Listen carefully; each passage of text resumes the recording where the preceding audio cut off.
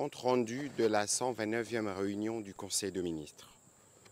Le président de la République, Félix Antoine Tshisekedi Tshilombo, a présidé ce vendredi 15 mars 2024 à la Cité de l'Union africaine, la 129e réunion du Conseil des ministres. 3 points étaient inscrits à l'ordre du jour, à savoir 1. Communication du président de la République, chef de l'État. 2. Points d'information. 3. Approbation d'un relevé des décisions du Conseil des ministres. La communication du président de la République a porté essentiellement sur 3 points, à savoir 1. De sa participation au 24e sommet ordinaire de la CEAC. Le président de la République a fait la restitution au Conseil de sa participation le 9 mars 2024 à Sipopo, en République de Guinée équatoriale, à la 24e session ordinaire de la Conférence des chefs d'État et de gouvernement de la Commission économique des États de l'Afrique centrale CEAC, qui avait pour thème cette année la CEAC à la croisée des chemins vers la consolidation de la réforme pour relever les défis de l'intégration régionale en Afrique centrale. La conférence s'est félicitée de la mise en œuvre de réformes décidées lors des précédents sommets, ceci en vue d'aboutir à une plus grande intégration et interconnexion des États de la région de l'Afrique centrale. Elle a également loué les dynamismes retrouvés de cette communauté régionale à travers la participation des États membres, particulièrement ceux faisant l'objet des situations politiques et sécuritaires qui nécessitent une attention particulière de la dite communauté. À ces propos, la conférence n'a pas manqué de saluer notre pays pour son engagement et surtout pour la réussite des élections générales de décembre 2023 qui ont pris cours dans un contexte dominé par la crise sécuritaire et humanitaire prévalant dans la partie est de notre territoire national. Condamnant l'activisme du groupe armé y sévissant, les chefs d'État et de gouvernement de la société témoignent de solidarité au peuple congolais et ont appelé pour ce qui concerne l'agression rwandaise au strict respect des engagements pris dans le cadre de la feuille de route de Luanda. Vu l'importance que revêt cette communauté dans nos rapports au monde extérieur, particulièrement sur le plan continental et international, le président de la République a exhorté les gouvernements à renforcer leur synergie en vue de préserver la place de choix que nous occupons au sein de cette organisation. Le deuxième point de la communication du président de la République a porté sur la restitution de barrages hydroélectriques à la GECAMIN. Le président de la République a été saisi des difficultés éprouvées par la Société nationale d'électricité dans la gestion de certains barrages hydroélectriques, particulièrement celui confié par le gouvernement et qui compte parmi les actifs de la GECAMIN. Il a cité à titre d'exemple la gestion de la réhabilitation du barrage d'Enzilo. Cette situation est source de lourdes conséquences, non seulement sur la fourniture en électricité, aussi bien aux populations qu'aux entreprises minières opérant dans le champ de ce barrage. Il a chargé le gouvernement, à travers la ministre d'État, ministre du portefeuille, et les ministres des Ressources hydrauliques et électricité, chacun dans la limite de ses attributions, d'examiner les voies et moyens pour résoudre ces problèmes et de lui faire rapport dans les meilleurs délais. Le troisième point de la communication du président de la République a porté sur la nécessité de créer des droits miniers et des carrières pour tous les régés des mines des sociétés minières du portefeuille. Des sociétés minières du portefeuille semblent être encouragées à poursuivre la pratique qui consiste à geler les substances minérales issues de rejets, autrement appelées remblais, situées dans les périmètres couverts par des permis d'exploitation ou des autorisations d'exploitation de carrières permanentes au mépris de la loi numéro 18/001 du 9 mars 2018, modifiant et complétant la loi numéro 007/2002 du 11 juillet 2002 portant code minier. Face à cette situation, le président de la République tient à capitaliser la valeur économique potentielle qui existe dans les rejets des mines et qui pourrait aisément servir à relancer ou à accroître la production minière de notre pays en vue de rapporter à l'État des recettes substantielles pour son développement économique et social. Cependant, l'absence continue des droits miniers couvrant l'intégralité des rejets des mines des sociétés du portefeuille aurait tendance à favoriser la fraude en cas d'exploitation clandestine, des cessions d'actifs et ou la non prise en compte de la valeur des rejets dans les capitales sociales des sociétés communes. Par conséquent, seule une transparence totale en la matière pour revenir à bout du phénomène. Ceci en créant notamment de droits miniers sur le dit rejet, auquel s'ajouterait l'élaboration d'un répertoire complet et actualisé de façon récurrente par le cadastre minier en vue de permettre à l'État congolais d'élargir l'assiette des profits de l'exploitation des substances minérales au rejet.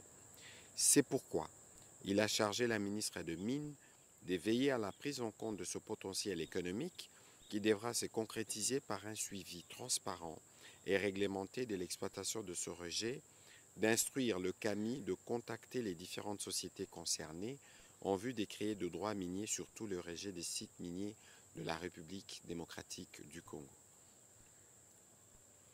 Dans la suite de la communication du président de la République, le Premier ministre chef du gouvernement a axé son intervention sur 3 points. Le premier point a porté sur l'accélération du processus d'extension du programme de la couverture santé universelle dans les 26 provinces de la RDC.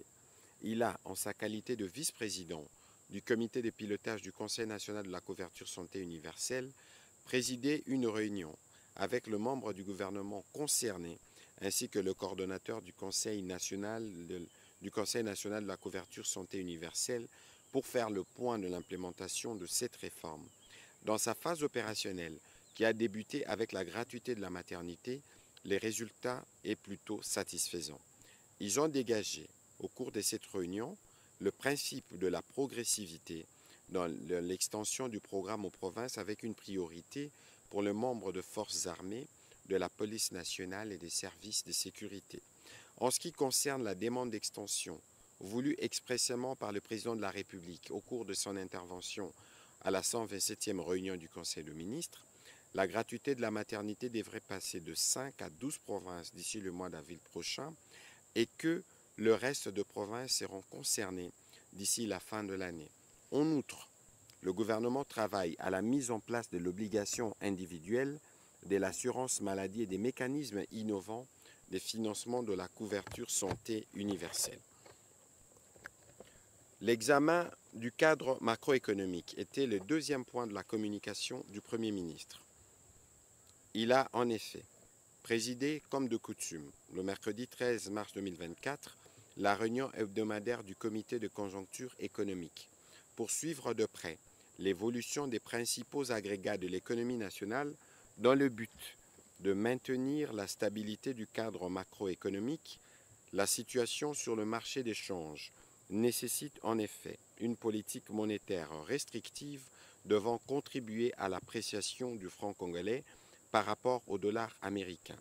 Il s'agit d'appliquer notamment les mesures suivantes.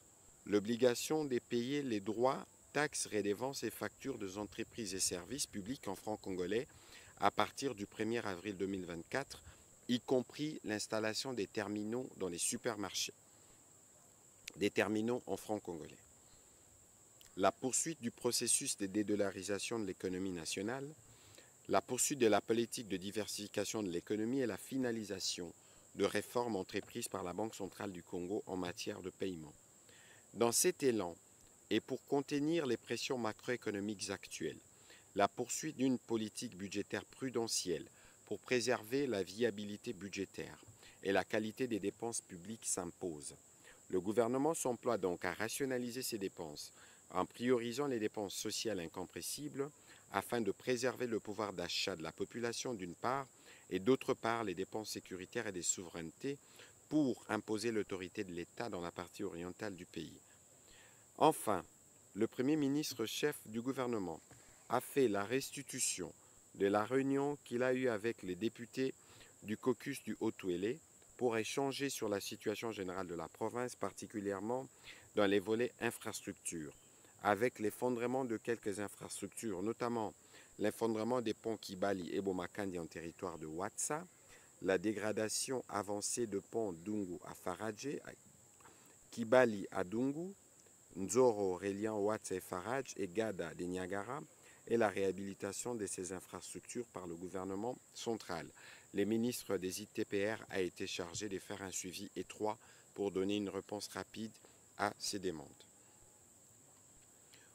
Au deuxième chapitre du Conseil de ministres de ce jour, relatif aux points d'information, le vice-premier ministre, ministre de l'Intérieur, a passé en revue l'état et l'administration du territoire national. L'état d'esprit de la population est demeuré la semaine dernière globalement calme et marqué par l'accueil favorable suite à la position du Conseil de paix et sécurité de l'Union africaine identifiant les mouvements terroristes M23, groupe armé négatif FDLR, ADF, MTM, et des réactions de l'opinion suite à une série d'arrêts rendus par la Cour constitutionnelle au cours de son audience publique du mardi 12 mars 2024 concernant les recours en contestation des résultats des élections législatives nationales. En rapport avec le plan de désengagement de la MONUSCO, le vice-premier ministre, ministre de l'Intérieur, a fait la restitution de la réunion tenue le 14 mars 2024 à Kinshasa devant les principaux États contributeurs et d'autres organismes internationaux et en présence des experts du gouvernement de la République. Il a rapporté que la MONUSCO a présenté l'évaluation des actions menées sur terrain lors du lancement du plan de désengagement à la base de Kamanyola et la police nationale congolaise. Face à la nature des contraintes, elle a exprimé aux États contributeurs la nécessité d'avoir un budget additionnel au regard du calendrier qui ne saura pas tenir devant certaines difficultés réelles rencontrées sur terrain. De son côté, le gouvernement a réitéré sa détermination à assumer ses responsabilités dans l'exécution de la feuille de route arrêtée comme accord avec la MONUSCO. Quant aux États contributeurs, ils ont exprimé leur disponibilité à accompagner le gouvernement pourvu que les besoins soient clairement exprimés dans un chronogramme et un programme qui tiennent compte des périodes où ils peuvent être pris en compte par les différents contributeurs. Par ailleurs, la situation aux frontières, la criminalité et les banditismes urbains ont aussi fait l'objet du rapport du vice-premier ministre, ministre de l'Intérieur. Toujours sur ces chapitres sécuritaires, le vice-ministre de la Défense nationale, représentant le vice-premier ministre en mission, a fait état de l'évolution de la situation sécuritaire dans l'est de la République démocratique du Congo, mais aussi dans la partie ouest de la RDC, principalement aux alentours de Kwamouth. Face à la menace persistante qui subsiste dans la partie est de notre pays, nos forces armées sont engagées dans la contre-offensive et la reprise de l'initiative en vue de restaurer l'autorité de l'État et garantir la sécurité de nos concitoyens. Il a soutenu que des succès significatifs ont été remportés, comme en témoigne la destruction d'un drone de reconnaissance ennemi près de la position de la 32e brigade de réaction rapide ainsi que les pertes importantes infligées à l'ennemi lors de son repli de Kalembe vers Kashuga. Ces actions ont affaibli la menace pesant sur le pont Pinga et le centre de Massissi. À l'ouest, une accalmie relative résultant des actions efficaces de nos forces de défense et de sécurité contre les Mobondo est observée. Sur tous les fronts, les forces armées de la République démocratique du Congo demeurent résolument engagées dans leur mission de pacification de toutes les poches concernées à travers le territoire national. Processus de finalisation du plan stratégique de développement 2024-2028. La ministre d'État, ministre du Plan, a présenté le rapport sur le processus de finalisation nationale stratégique de développement PNS de 2024-2028. Indiqué que ces documents tiennent à sortir notre pays de son sentier de croissance actuel et à l'ambition de faire d'elle un pays à revenu intermédiaire de la tranche inférieure prétis à l'échéance 2023 en portant les revenus par habitant à au moins 1 136 $ l'année.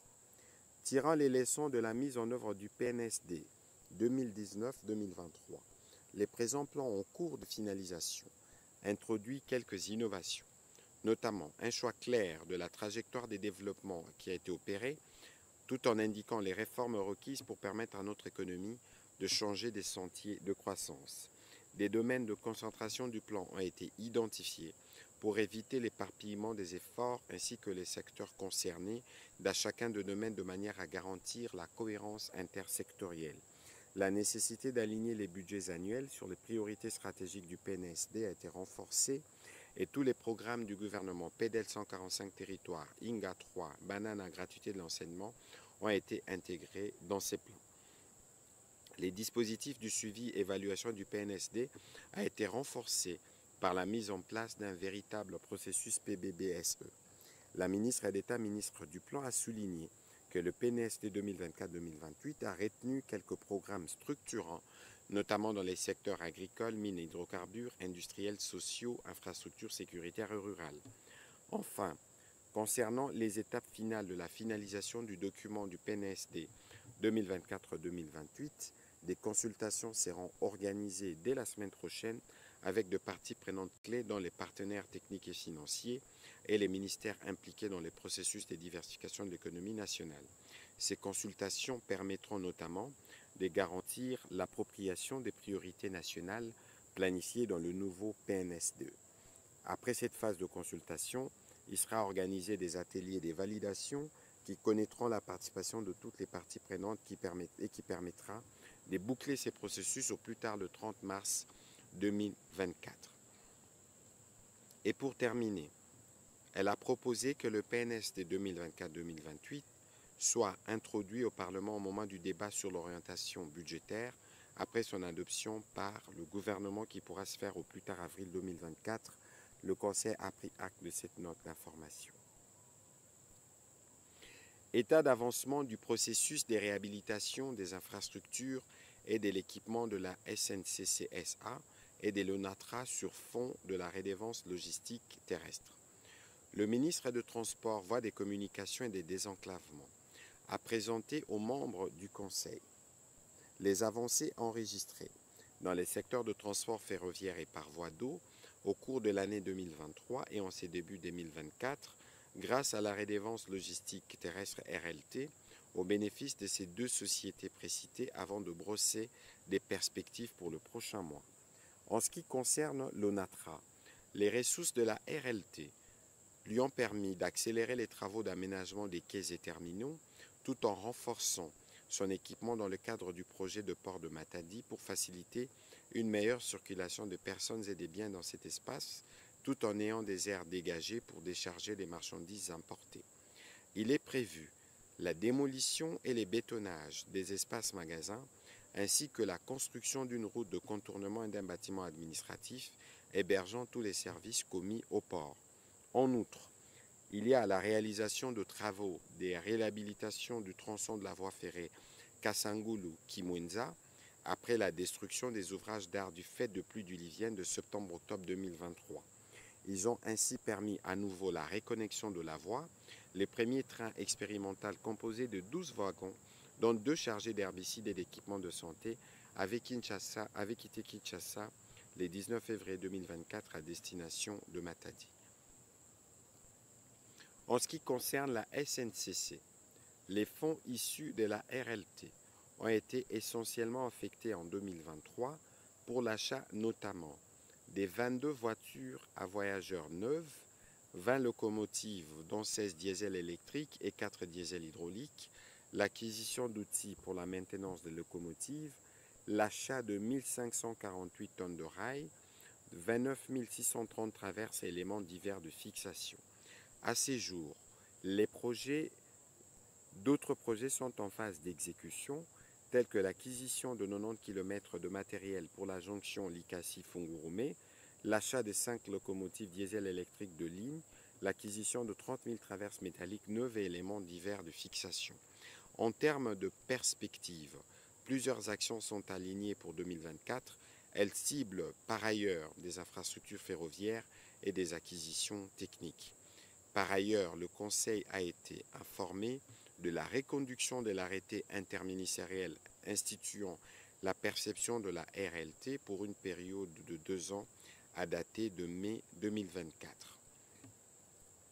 Avant de conclure son intervention, le ministre de Transport est revenu sur la situation qui prévaut actuellement au sein de la société Transco, spécifiquement en ce qui concerne l'approvisionnement en carburant par la société Cobil SA. Le président de la République, sensible à ces sujets, a chargé la vice-ministre des Finances à travailler étroitement avec le ministre de Transport en vue de trouver une solution rapide et n'est pas handicaper les activités de cette entreprise cruciale pour la circulation dans la ville-province de Kinshasa. Le Conseil a pris acte de ce rapport. 3 notes d'information du secteur de l'industrie. Le ministre de l'Industrie a présenté au Conseil 3 notes d'information relevant de son secteur. La première a concerné la présentation sommaire de l'étude sur les positionnements de notre pays dans la chaîne de valeur mondiale des batteries, des énergies renouvelables et des voitures électriques. Cette étude menée par le cabinet Bicotim aborde plusieurs conditions socio-économiques susceptibles de booster l'industrie congolaise de la batterie. Elle démontre que le développement de la chaîne de valeur de la batterie, des énergies renouvelables et des véhicules électriques est une opportunité d'industrialiser les pays en prenant la ville de Kamina comme point de départ au regard de ses atouts géographiques, des infrastructures existantes, de sa position centripète par rapport aux différentes sources d'approvisionnement des métaux qui rentrent dans la composition de la batterie électrique, de sa proximité avec 2 potentielles centrales hydroélectriques et sa traversée par la route nationale numéro 1. Cette étude débouche principalement à ce qui sera appelé Programme national de développement de la chaîne des valeurs de métaux de la transition énergétique, dont le Conseil congolais de la batterie aura le lead, sous l'autorité des ministères sectoriels impliqués, notamment les mines, les ressources hydrauliques et électricité, les infrastructures, les finances, l'industrie, l'environnement, etc. Il a sollicité du Conseil la convocation d'un cadre d'échange, format atelier d'immersion pour que chacun des secteurs s'imprègne de cette vision qui découle des 6 piliers du programme de gouvernance du président de la République pour ce nouveau quinquennat. La deuxième note a porté sur la nécessité d'un audit technique à court terme pour mieux préparer la reprise de la production locale dans le cadre de la relance de la cimenterie nationale SINAT. Les préalables de cette opération ont été examinés à cette occasion. La troisième et dernière note d'information s'est penchée sur le projet de la cimenterie de Maïko et la protection de l'industrie locale des carreaux et des faïences. Au sujet de la cimenterie de Maïko, le ministre de l'Industrie a sollicité du gouvernement l'autorisation de prendre un arrêté pour le suivi de l'exécution de ce projet par un comité technique à mettre en place, car il a été décidé qu'une zone économique spéciale soit implantée dans l'espace industriel de Maïko qui comprendra définitivement la cimenterie, la centrale hydroélectrique de 20 MW et la zone économique spéciale. Sur un autre volet, il a soutenu l'arrêté pris par son collègue du commerce extérieur dans le but de protéger l'industrie locale et ainsi freiner les phénomènes de dumping organisés à partir de la frontière de Lufu et qui perturbent fortement les marchés des carreaux et des faïences, principalement dans la partie ouest de la République démocratique du Congo, en rapport avec l'usine que le président de la République a inaugurée dans la zone économique spéciale de Maluku. L'appui du gouvernement a donc été sollicité pour la protection de cette industrie et particulièrement l'implication du ministre des Finances et ses services opérant aux frontières au Congo central d'initier des mesures coercitives pour stopper ces phénomènes. Le Conseil a pris acte de cette note d'information. 2 notes d'information du secteur de la formation professionnelle. La ministre de la Formation professionnelle et métiers a présenté 2 notes relatives au niveau d'avancement de travaux sur le développement du cadre national de qualification et des certifications en République démocratique du Congo et sur la stratégie sectorielle de la formation professionnelle et d'apprentissage des métiers. Abordant la première note, elle a évoqué le décret numéro 23/120 du 23 novembre 2023 portant création, organisation et fonctionnement d'un établissement public dénommé Autorité congolaise des régulations des certifications et qualifications professionnelles, qui a dans ses attributions la mise en œuvre du cadre national de qualification et des certifications. En attendant la matérialisation de la structure ainsi créée, son ministère, en collaboration avec la Fondation européenne pour la formation dans son projet African Continental Qualification Framework et la participation intéressée de la Fédération d'entreprises du Congo, a organisé un séminaire du 5 au 6 mars 2024 à Kinshasa sur les thèmes développer le cadre national de qualification et de certification en République démocratique du Congo.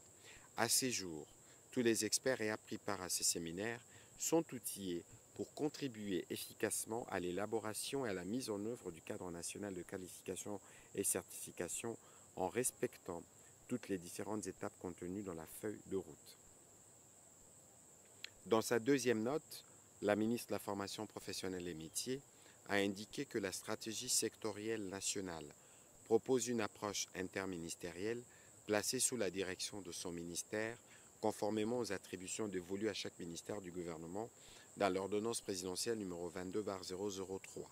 L'objectif principal de cette stratégie est de dynamiser un secteur qui doit être renforcé par l'élargissement de l'offre de formation dans les secteurs publics, tout en valorisant les initiatives actuellement morcelées du secteur privé et informel. Elle est fondée sur 5 axes stratégiques, à savoir assurer l'accès et l'équité dans la formation professionnelle, promouvoir les parcours efficaces d'apprentissage et des compétences tout au long de la vie, améliorer la qualité et la pertinence de la formation et la certification professionnelle, améliorer l'employabilité, ainsi qu'améliorer la gouvernance sectorielle. L'impact de cette stratégie devra être déterminé par l'efficacité de sa mise en œuvre et par la synergie entre tous ces axes. Le Conseil a pris acte de ces 2 notes d'information. Lancement de la campagne sur l'initiation à la nouvelle citoyenneté. Les ministres de la Jeunesse, Initiation à la nouvelle citoyenneté et cohésion nationale, a informé le Conseil du lancement imminent de la campagne sur l'initiation à la nouvelle citoyenneté. Il a indiqué qu'elle sera une mutualisation d'efforts avec le ministère de l'enseignement primaire, secondaire et technique et de la communication et médias pour sensibiliser, former et éduquer les citoyens en vue d'avoir des Congolais qui n'auront pas que la nationalité congolaise comme patrimoine, mais aussi une culture de valeurs dignes des citoyens pour le développement intégral de notre pays. Plusieurs activités seront réalisées, notamment la distribution de manuels dans les écoles primaires et secondaires, ainsi que dans les associations, la diffusion des spots en rapport avec l'initiation à la nouvelle citoyenneté et la sensibilisation à travers les médias. Les manuels dont question sont constitués notamment des modules d'information, d'un guide d'initiation à la nouvelle citoyenneté, des spots éducatifs et d'un manuel illustré traduit en 4 langues. Avec vous, jeunes citoyens, pour un Congo uni destiné aux plus jeunes. En termes d'objectifs poursuivis, il sera question de sensibiliser les Congolais sur la nécessité d'une prise de conscience globale sur le besoin du changement de mentalité, de rappeler les bonnes manières aux citoyens et de renforcer les civismes auprès de la population. Le Conseil a pris acte de cette note d'information. Et pour finir sur ces chapitres de points d'information, stabilisation de prix de produits de base dans les zones touchées par l'insécurité.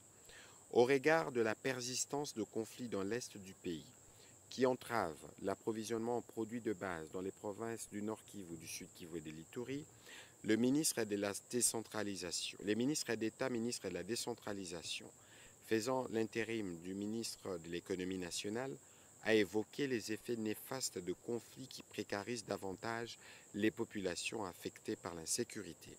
Il a encouragé le gouvernement à formuler une réponse économique en appui aux efforts diplomatiques et militaires déjà déployés en vue de soulager les difficultés que rencontrent les populations de cette partie du pays. Le Conseil a été informé des contours généraux de l'intervention économique du gouvernement pour stabiliser les prix dans les zones sous conflits armés et sécuriser leur approvisionnement en denrées de base. Dans cette perspective, il a été lancé les travaux techniques conjointement avec le ministère des Finances pour définir les modalités d'une intervention en faveur de l'approvisionnement et la stabilisation de prix dans l'est du pays. Un dossier détaillé sera présenté au Conseil de ministres au terme de travaux de cette commission. Le Conseil a aussi pris acte de cette note d'information. Au dernier chapitre du Conseil de ministres de ce jour, relatif à l'approbation d'un relevé des décisions du Conseil de ministres. Le Conseil de ministres a adopté les relevés des décisions prises lors de la 128e réunion du Conseil ordinaire de ministres tenue le 8 mars 2024. Commencée à 13h33, la réunion du Conseil de ministres a pris fin à 16h35. Je vous remercie.